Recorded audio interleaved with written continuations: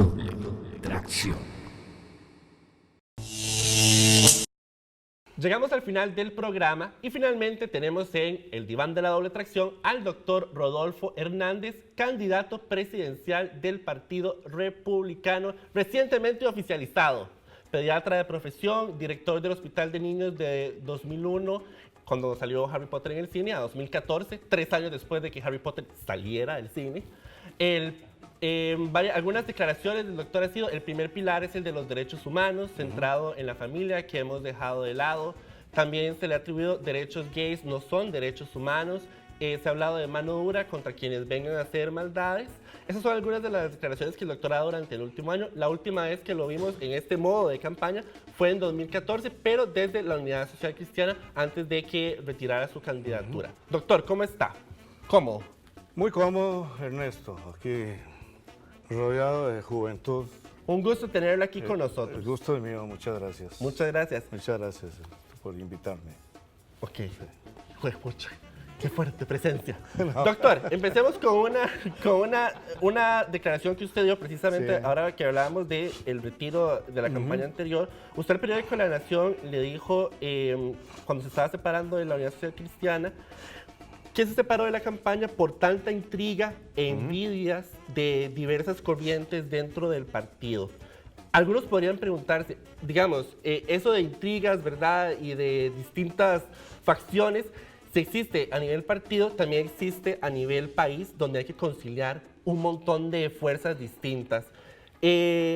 ¿Cómo, si usted sintió la necesidad de retirarse en aquel momento, cómo le puede hacer frente ahora a una nueva candidatura donde tendría que lidiar incluso con más fuerzas? Esas que le hicieron renunciar en aquel momento, y las nuevas, digamos, de oposición que podrían haber. Sí, efectivamente, esas fueron mis palabras. En una carta que dije, la ilusión se fue de viaje, no el propósito de la vida. Yo tengo 42 años de experiencia en la función pública, y en la función pública usted tiene que enfrentarse a mucha gente, porque cada ser humano es un ser independiente, con su pensamiento, con sus gustos, con su formación individual. Y a eso yo no le tengo miedo, porque cuando uno está en la función pública y es un director de un hospital con experiencia administrativa, uno aprende conciliación, intermediación, conciliación, todas esas cosas. El problema de ese otro partido es que el problema estaba en que no compartimos los mismos valores. Yo soy un hombre que trato de ser lo más transparente, porque la transparencia absoluta no existe, ¿verdad? Soy un hombre de valores, y ahí lo que encontré fueron antivalores. Particularmente los jóvenes necesitamos gente buena, porque hablábamos en otro segmento de que en empleo somos el país que lidera Centroamérica con mayor desempleo entre jóvenes, que yo creo que Asdrúbal ha tenido una... De hecho, sí, o sea, hace poco, bueno, una de las primeras propuestas de su campaña, que me parece bastante bien, porque como dice Ernesto, el tema del desempleo es algo que afecta muchísimo a todos los jóvenes de este país, es crear 200,000 empleos durante su gobierno, lo cual me parece fantástico. Manpower, un último estudio, la consultora, sacó hace poco un estudio que dice que solo 2 de cada 10 empresas tienen una expectativa de contratación durante los próximos años. ¿Cómo lo haría usted de su gobierno? Bueno, vamos a explicar primero lo de los 200,000, porque no son números sacados de la manga. Cuando alguien les hable pregúntele cómo llegaron a ese número.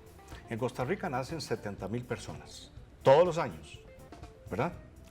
No el dato que salieron hace unos días, que dijeron que hace X número de años habían nacido 7,100. No, ese año nacieron 71,200 personas. O sea, alguien les dio números equivocados. En Costa Rica nacen cerca, en números redondos, 70,000, de los cuales de camino algunos no llegan, otros no terminan la escuela, se dedican a la agricultura u otras cosas, otros emigran. De manera que cuando llegan a la edad, a la mayoría de edad, en general se suman a la fuerza laboral 50,000 personas. En 4 años son 200,000 personas que hay que abrirle la posibilidad de poder trabajar.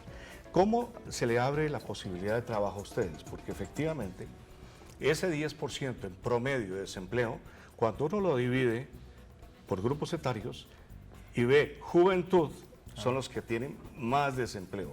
Y cuando vino las mujeres, tienen todavía más desempleo. Entonces, Doctor, ¿qué es lo que pero hace? concretamente, con ese 70% de empresas que no tienen expectativa de ampliar su planilla, ¿cómo va a hacer usted para Vea, darles una razón para contratar? Ok, ¿qué es lo primero que hay que hacer? Buscar la forma de reactivar la economía. ¿Cómo se reactiva la economía? En una forma muy rápida. Lo primero, hay que valorar todos los disparadores del gasto. En segundo lugar, hay que empezar a valorar al funcionario público por rendimiento y no por compadrazgo político. Eso tiene que acabarse.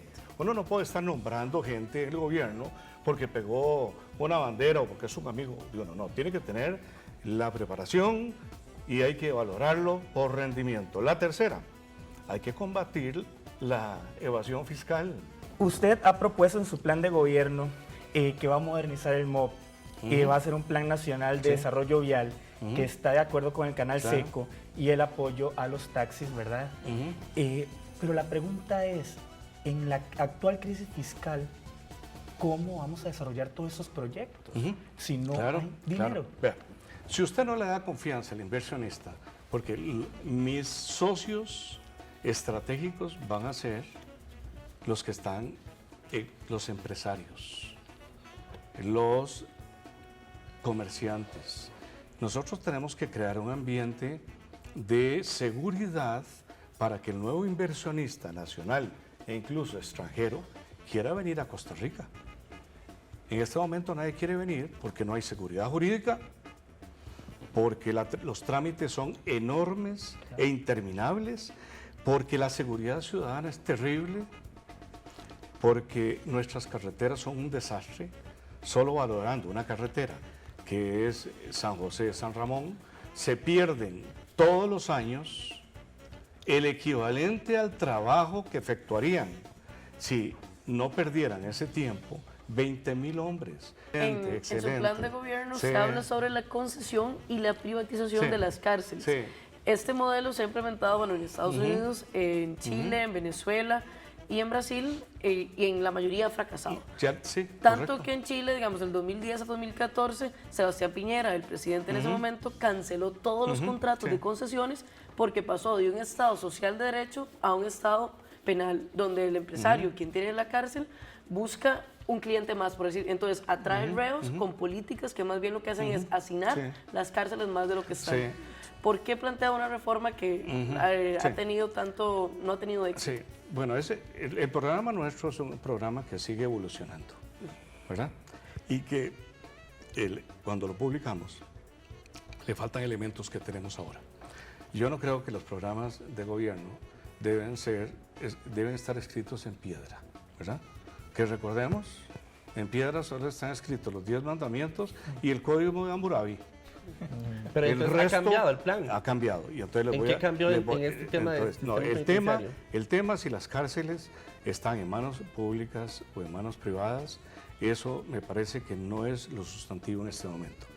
Lo sustantivo es que cuando uno valora la cadena de producción de la delincuencia y usted se enfoca en la policía, en la justicia, en las cárceles nunca va a mejorar, porque si lo único que hace es tener unos policías para que capturen al que cometió un acto ilícito, lo juzgan en la justicia y lo meten en la cárcel, no hay sistema carcelario que aguante. Usted que menciona, digamos, el tema de la seguridad, a mí me preocupa el tema de la seguridad, por ejemplo, de las personas LGTBI, digamos, en su plan de gobierno, en todas las páginas que tiene, no hacen ninguna mención sobre este grupo que es discriminado. En primer lugar, al menos 23 veces durante la última década, según el CEGIR, casi 3 de cada 10 trabajadores aseguran que han recibido una discriminación por su orientación sexual y que la población, la OIT dice que el 68% de los ticos asegura que es la población más discriminada de todas, inclusive encima de los nicaragüenses. Entonces, mi pregunta es, digamos, ¿por qué un gobierno de usted va a seguir ignorando a esta población que sigue siendo tan discriminada y violentada todos los días? Sí, bueno, en primer lugar no los estamos ignorando, pero en la doctrina... la doctrina social cristiana, la republicana, no discrimina a nadie. Eso es lo primero que quiere darle. Lo segundo es que una noticia que pasaron ahí, que dijeron que yo no reconozco los derechos humanos, eso fue una noticia... Que derechos gays no son derechos humanos. Sí, claro. Eso es una noticia de titular de uno de los periódicos que me adversan. Porque si usted, no sé si leyó el contenido, lo leyó, decía otra cosa, ¿verdad? Decía que mi gobierno no se iba a permitir ninguna discriminación de ningún tipo a ningún ser humano. Entonces, ese es el pensamiento. Pero entonces, digamos, como en el plan de gobierno no hay propuestas, no se menciona ni siquiera la palabra LGTBI, ni gay, ni lesbiana, ni nada. ¿Cómo va el Partido Republicano a atender a esta población que tiene estas necesidades? Paola habló de 23 asesinatos por su orientación sexual en la última década. ¿Cómo va a lidiar el Partido Republicano con estas personas? ¿O no va a lidiar con esos problemas? No. Déjenme primero decirle que nuestro primer pilar es el pilar de los derechos humanos. Ese pilar de los derechos humanos, lo primero es el respeto y no la discriminación. En mi vida ya he dado pruebas de eso. Lo que pasa es que no salen en las noticias. Pero yo he dado pruebas de defensa a gente que ha hecho algo, y incluso a alguien que cambió su sexo, de una persona que es transexual, y que tuvo en mí un defensor y no un señalador. Pero doctor, si porque eso es, yo respeto los gustos. Pero doctor, de las si usted personas. con su experiencia laboral ha dado prueba de eso, ¿por qué no hay pruebas de que ese mismo trabajo que usted ha hecho de defensa de estas personas lo va a hacer el Partido Republicano? Lo vamos a hacer porque el presidente voy a ser yo. Y no voy a permitir discriminación para nadie, ni por el gusto, que es lo que estamos hablando, ni por la raza, ni por la clase social, ni por el tamaño, ni por la forma que lucen, ni por la nacionalidad. Yo veo en todo ser humano la obra de Dios. ¿Y quién soy yo para juzgarla? O sea que si la Corte Interamericana de Derechos fallara que el país debe garantizar el matrimonio igualitario a todas las personas, usted como presidente promovería el proyecto de ley en Asamblea Legislativa. Bueno, si eso así pasa, en ese momento lo discutiríamos. Porque en su plan de gobierno usted dice muy claramente ¿sí? que usted respeta el sistema de derechos humanos, claro. la Constitución y los tratados internacionales. Claro. Y la Corte Interamericana es como el top en el sistema de legalidad. Si falla a favor del matrimonio, usted lo respetaría. Sí. No, vea, por eso le digo, si eso ocurre, yo no voy a respetar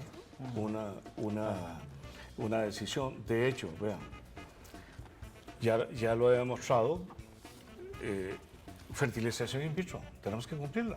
Exacto. Fertilización in vitro, hay que cumplirla.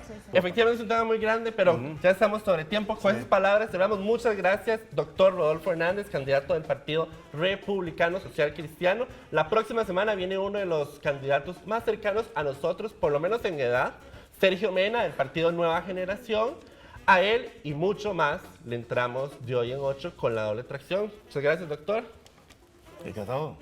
Igualmente. Doctor. Nos vemos la próxima semana. Mucho gusto. Chao. Gracias.